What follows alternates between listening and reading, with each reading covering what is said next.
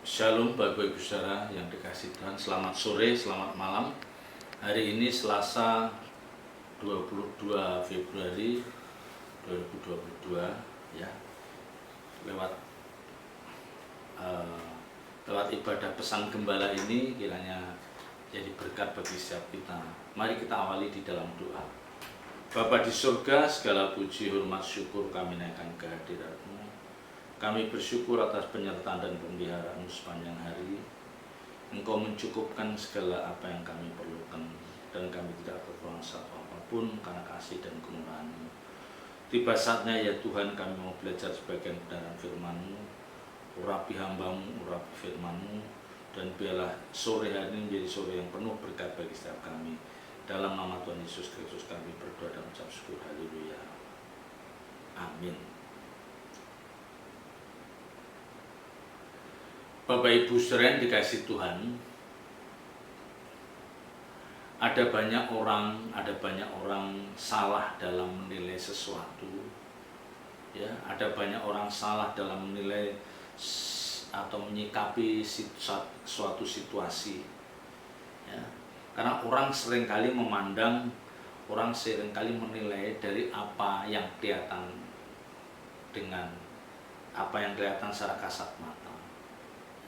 Jadi apa yang dia lihat dengan mata telanjang, dia berani mengambil kesimpulan, ya, tetapi ternyata itu seringkali tidak tepat. Ya. Yang seringkali beberapa kali saya utarakan adalah jadilah manusia-manusia yang rohani. Ya. Jadilah kita menjadi orang-orang yang rohani. Karena kalau kita menjadi orang-orang yang rohani, maka kita akan bisa menilai orang-orang yang tidak atau kurang rohani. Dan biasanya orang yang memiliki kerohanian, ya, yang teruji, jadi lewat perjalanan panjang hidupnya berjalan bersama Tuhan, mereka lebih cenderung akan memberikan penilaian yang tepat untuk setiap situasi atau peristiwa. Sebaliknya orang-orang yang tidak rohani, ya, orang-orang yang tidak rohani atau kurang rohani, mereka tidak tepat di dalam menilai sesuatu. Ya. Jadi Alkitab katakan orang-orang rohani bisa menilai mereka yang belum atau tidak rohani, tetapi orang-orang yang tidak rohani tidak bisa menilai mereka yang rohani. Ya. Ini satu prinsip kebenaran. Ya. Karena ujungnya, muaranya semua ini harus kita sandarkan pada kebenaran firman Tuhan. Referensinya adalah kebenaran firman Tuhan. Ya. Dan satu hal yang harus diingat, ya, yang harus dipahami orang percaya adalah bahwa Allah itu mengenal, Allah itu mengetahui isi hati kita. Apa yang kita pikirkan, ya, apa yang sedang kita pergumulkan, itu Tuhan tahu dengan pasti. Ya. Bahkan Alkitab katakan sebelum lidahku ini mengucapkan kata, Dia sudah tahu. Ya, yang mulia Allah Bapa di surga sudah tahu apa yang ada di dalam hati kita. Nah, ini yang harusnya membuat kita harus berhati-hati. Ya, apa yang ada di dalam hati kita itu kita tidak bisa gegabah, ya, memikirkan sesuatu yang tidak pantas. Karena toh nanti akhirnya Tuhan akan tahu apa yang sedang kita pikirkan. Ya. Jadi kita tidak boleh gegabah menyimpan segala sesuatu di dalam hati kita. Karena kita diajarkan bagaimana Bapak Ibu Saudara dan saya memiliki hati nurani yang bersih, hati nurani yang suci. Kita belajar dari kitab Maleakhi pasal 3. Ya, mungkin dulu pernah saya singgung, ya mungkin. Kitab Maleakhi pasal 3 mulai ayat yang ke-13. Ya. Bicaramu, ya, kitab Maleakhi pasal 3 ayat 13. Bicaramu kurang ajar tentang aku, firman Tuhan. Tetapi kamu berkata, apakah kami bicarakan di antara kami tentang engkau? Ya. Ayat 14, kamu berkata adalah sia-sia beribadah kepada Allah. Apakah untungnya kita memelihara apa yang harus dilakukan terhadapnya dan berjalan dengan pakaian berkabung di hadapan Tuhan semesta alam. Ya. Jadi ini Allah Bapa ini, ya, ini menegur ada orang-orang fasik, orang-orang yang bengkok hatinya. Dia itu seperti membicarakan sesuatu dengan sesama mereka. Maka dikatakan, bicaramu kurang ajar terhadap aku, ya. Dan orang ini membela, ya, orang ini membela. Tetapi kamu berkata, apakah kamu bicara di antara kami tentang engkau? Ya, maka di depan saya katakan, Tuhan itu tahu apa yang ada di dalam hati kita, apa yang ada di dalam pikiran kita. Jadi ini mengingatkan, Maliaki 3 pasal 3 ayat 13. Ini mengingatkan bahwa Tuhan itu tahu apa yang kita pikirkan. Ketika kita sedang memikirkan sesuatu yang tidak pantas, Tuhan akan tegur. Nah ini berbicara tentang orang-orang yang fasik. Ya, mereka berbicara mengenai orang-orang yang dalam hatinya punya konsep berpikir yang salah. Ya, jadi orang ini dalam hatinya punya konsep berpikir yang salah, dan Tuhan tahu isi hati mereka. Ya, mereka mau membela diri, tetapi Tuhan mengetahui dengan pasti, dan Dia membuktikan bahwa mereka sedang berpikir dalam konsep yang salah. Tuhan tahu bahwa orang ini sedang berpikir dalam konsep yang salah. Ya, ayat 14. Ya, ayat 14. Ini cara pandang orang-orang fasik. Ya, ada orang yang punya pandangan bahwa beribadah kepada Allah itu sia-sia. Ini Bapak Ibu Saudara, ini yang tadi saya renungkan, ya, tadi sempat saya merenungkan hari ini. Ini sejatinya yang paling membahayakan bagi orang-orang percaya, khususnya anak-anak muda. Ya, konsep berpikir mereka seringkali salah di sini. Ya, jadi mereka berani mengatakan bahwa mereka memiliki pandangan bahwa beribadah kepada Allah itu sia-sia, tidak ada untungnya sama sekali. Ya. Sementara mereka harus menjalani hidup seperti yang digariskan oleh kebenaran firman Tuhan. Tetapi kalau toh mereka tidak menjalankan, ada orang-orang yang tidak hidup menurut kebenaran firman Tuhan, ternyata mereka juga tidak dihukum. Ya. Dikatakan, kamu berkata adalah sia-sia beribadah kepada Allah. Apakah untungnya kita memelihara apa yang harus dilakukan terhadapnya dan berjalan dengan pakaian berkabung di hadapan Tuhan semesta alam? Ya. Jadi apakah untungnya kalau orang itu hidup benar di hadapan Tuhan, dia menjalankan apa yang digariskan oleh kebenaran itu, dan kenapa sih mesti pakai pakaian berkabung segala? Ya, ini kan gitu. Dan berjalan dengan pakaian berkabung di hadapan Tuhan semesta alam. Jadi orang-orang ini menganggap tidak ada gunanya kita itu merendahkan diri, ya, tidak ada gunanya kita itu seperti mohon belas kasihan kepada Allah. Ya, ini kan berbicara kain kabung, itu kan berbicara orang-orang yang sedang merendahkan diri di hadapan Tuhan, ya, karena mungkin satu kesalahan yang telah dia lakukan. Tapi orang-orang fasik ini mengatakan tidak ada gunanya. Ayat 15. Oleh sebab itu kita ini menyebut berbahagia orang-orang yang gegabah. Sampai dia berani mengatakan begitu. Ya. Oleh sebab itu kita ini menyebut berbahagia orang-orang yang gegabah. Bukan saja mujur orang-orang yang berbuat fasik itu, tetapi dengan mencobai Allah pun mereka luput juga. Nah, ini yang saya katakan. Kalau konsep berpikir seperti ini ada pada diri anak-anak muda, orang-orang percaya, ya, dia melihat, loh, orang ini nggak beribadah, orang ini hidupnya tidak menurut kebenaran firman Tuhan, tapi dia baik-baik saja, ya, dia baik-baik saja, mereka, ya, tetapi dengan mencobai Allah pun mereka luput juga, sekalipun dia hidup dengan menuruti keinginan daging, seolah-olah seperti mencobai Allah, dia luput juga. Artinya apa? Dia menganggap bahwa toh Tuhan tidak melakukan apapun, Tuhan tidak menghukum orang-orang seperti ini. Ya. Jadi seolah-olah orang yang hidupnya seenaknya, orang yang hidupnya gegabah menuruti keinginan dagingnya, seolah-olah menurut orang-orang ini aman-aman saja. Nah, ini yang membahayakan. Ya. Ini yang membahayakan. Sementara ada orang, ya, sementara dia melihat ada orang-orang yang hidupnya bagaikan dibelenggu, ya, karena dia mengerti kebenaran firman Tuhan, jadi hidupnya seperti dipasung, dipagari oleh kebenaran yang dia pahami, sehingga dia tidak bisa seenaknya menjalani hidup ini, ya, sehingga dia benar-benar menjadi orang-orang yang takut akan Tuhan. Nah, orang fasik itu melihat itu orang yang hidup seperti itu, tapi di satu sisi ada orang yang gegabah.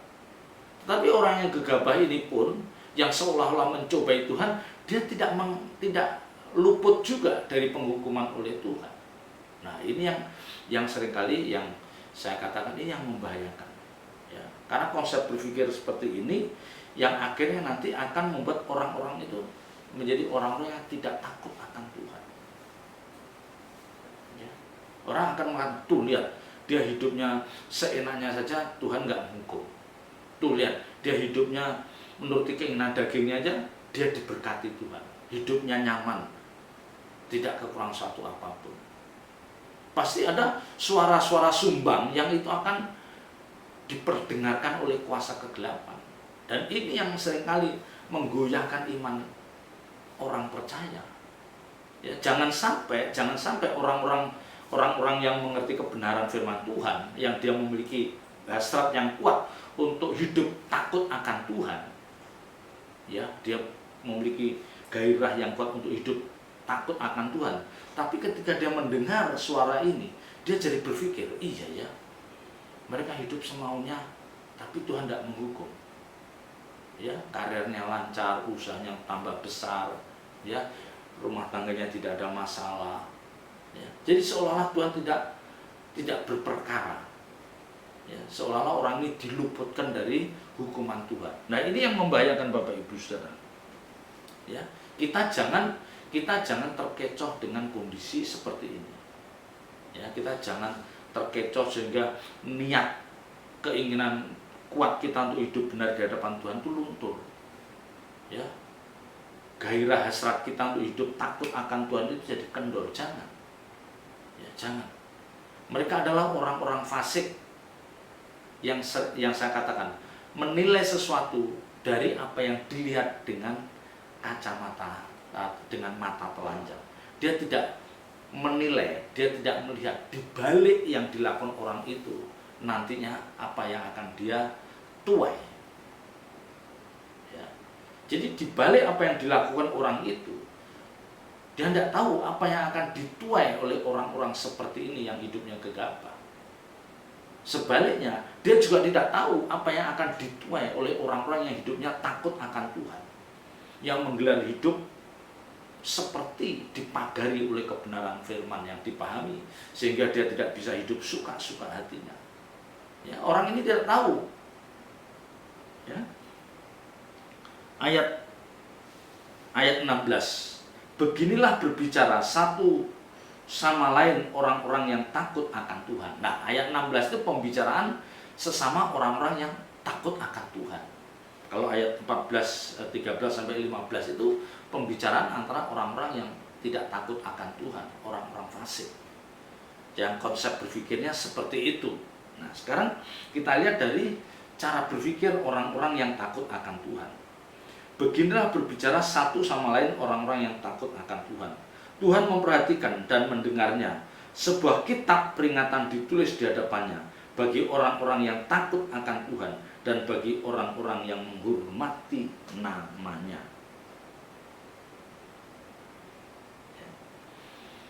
Jadi kalau orang-orang yang takut akan Tuhan, dia punya keyakinan, punya iman yang kuat bahwa hidup orang itu pasti tidak lolos dari, ya, tidak pernah lolos dari perhatian Tuhan, tidak pernah lolos dari pengamatan Tuhan.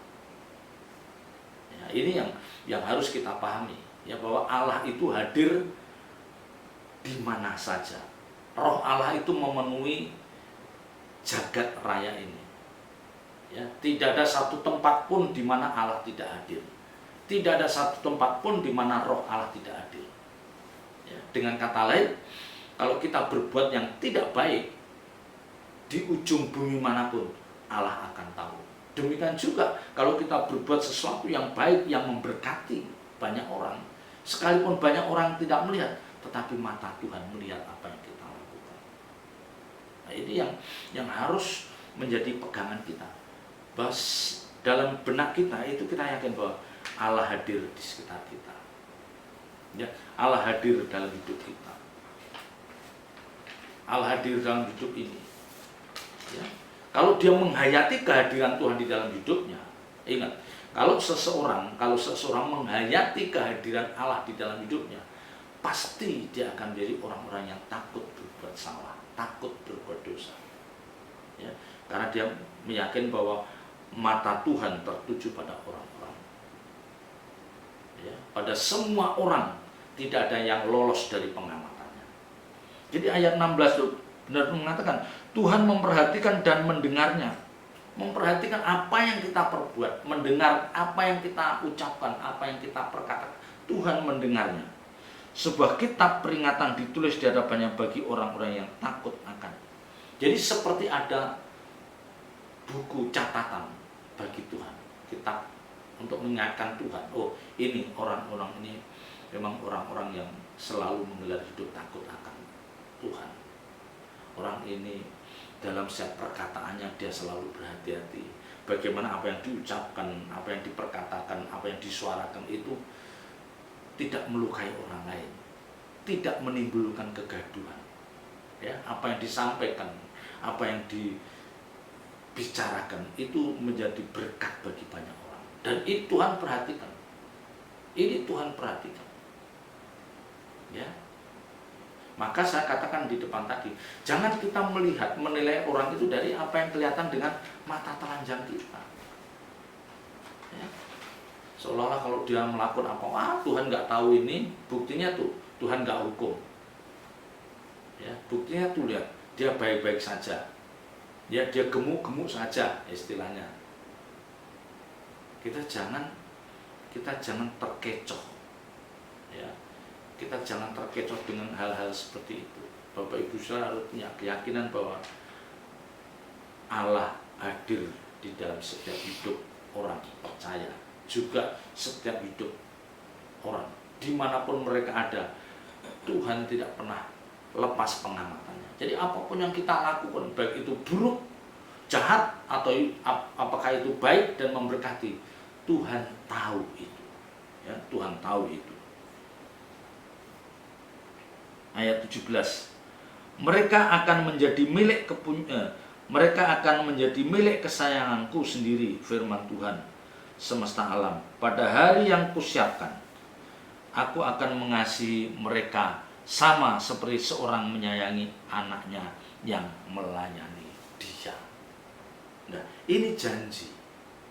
Ya, ini janji yang dinyatakan oleh Tuhan. Bahwa orang-orang yang menggelar hidup takut akan Tuhan, mereka akan diperlakukan seperti milik kesayanganku sendiri. Dia diperlakukan seperti anaknya sendiri. Ya.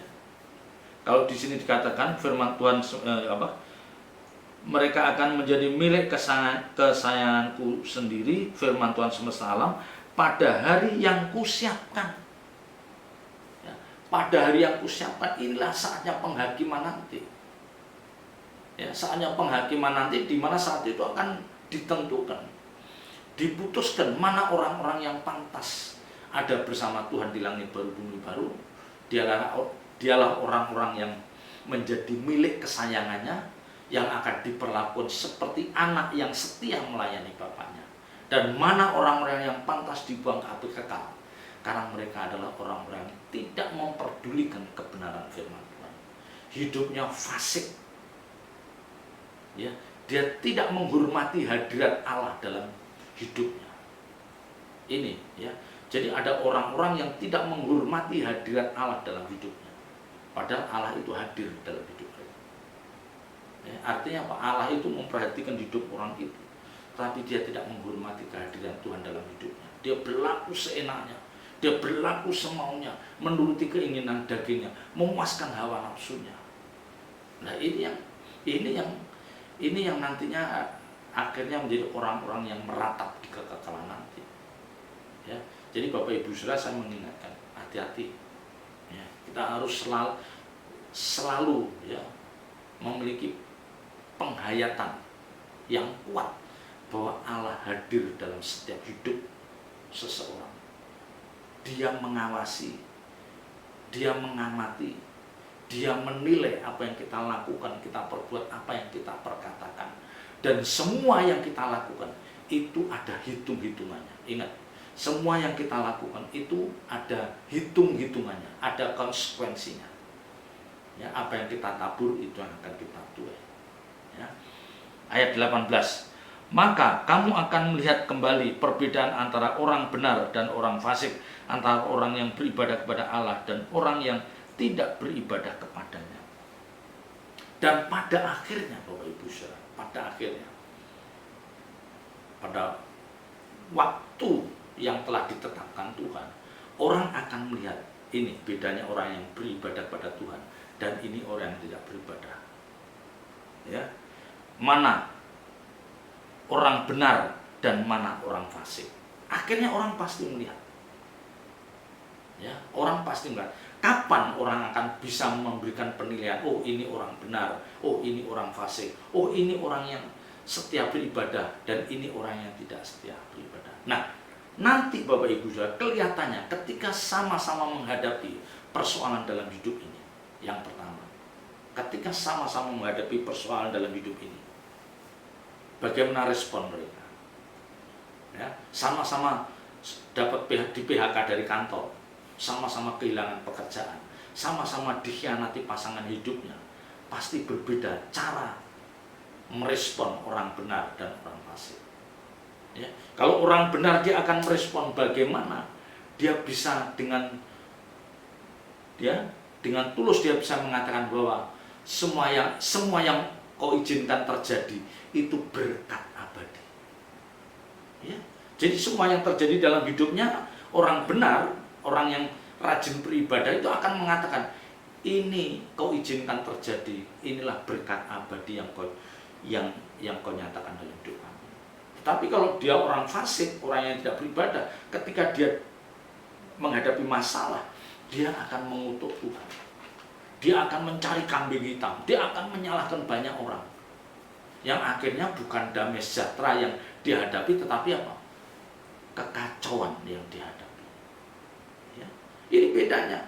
Orang benar, orang yang rajin beribadah, dia akan mengatakan bahwa setiap peristiwa hidup yang kau izinkan terjadi itu berkat abadi. Dan dari situ saya harus bisa menangkap pelajaran yang berharga. Nah, ini orang yang beribadah. Yang kedua, ya, ketika mereka sama-sama diperlakukan tidak adil, dirugikan, disakiti, dikhianati, pasti berbeda antara orang benar dan orang fasik.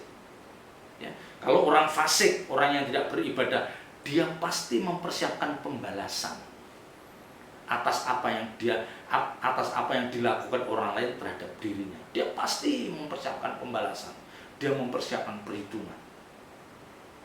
Ingat, dan disinilah keinginan daging yang kuat untuk menunjukkan siapa sejati dirinya. Dan orang akan tahu, oh memang kamu memang orang fasik yang tidak pernah beribadah. Tapi orang yang beribadah ketika diperlakukan tidak adil, ketika diperlakukan tidak dikhianati, dihina, dia tidak mempersiapkan pembalasan. Dia hanya mengatakan, ya ampunilah mereka tidak tahu apa yang dia perbuat. Ya ampuni mereka karena mereka tidak tahu apa yang mereka perbuat. Dan perlakuan mereka terhadap diri saya ini adalah pelajaran baik. Inilah berkat abadi yang dinyatakan Tuhan dalam hidup kita. Ya. Jadi akhirnya orang-orang benar, orang-orang yang rajin ibadah, dalam kondisi apapun dia tidak terangsang, dia tidak terprovokasi, untuk berbuat jahat, keluar dari rel kebenaran. Sementara orang fasik, orang yang tidak pernah ibadah, dia mulai keluar dari rel. Disinilah kelihatannya, tuh lihat, aslinya nampak, ya, aslinya nampak. Ya. Tapi sebenarnya bukan kok dia orang ini jahatnya seketika, enggak. Sebenarnya mereka memang sudah dari dulu jahat. Ya, cuman memang belum ada triggernya, belum ada pemicunya, sehingga jahatnya dia, liciknya dia nggak nampak. Karena waktu itu dia serba dalam keadaan nyaman, kecukupan, diperlakukan baik, ya, tidak ada masalah. Ya. Jadi dia seperti hidupnya pakai topeng. Tapi ketika kondisi begitu, baru topengnya tersingkap. Nah, aslinya kelihatan. Oh, ternyata memang dia jahat, dia licik. Ya, tapi ini bukan karena ini, memang dari dulunya hanya dia kita yang tidak tahu, dan dia mengenakan hidup bagaikan pakai topeng. Tapi kalau orang benar dan orang fasik, apapun yang terjadi dia tetap hidup benar di hadapan Tuhan. Dia menjaga, dia berjuang menjaga kesucian di hadapan Tuhan. Ya, mari jangan kita mengendorkan ibadah kita. Jadilah orang-orang yang takut akan Tuhan, yang terus mengutamakan ibadah. Ya, selamat berjuang, Tuhan Yesus memberkati. Mari kita tutup dalam doa. Bapa di surga, terpuji namamu kekal selama-lamanya. Meteraikan firman-Mu dalam setiap hati kami dan ajar kami melakukannya. Roh Kudus, tolong kami, berikan kami kemampuan untuk kami sanggup untuk terus hidup benar di hadapan-Mu. Dalam nama Tuhan Yesus Kristus kami berdoa dan mengucap syukur. Haleluya. Amin.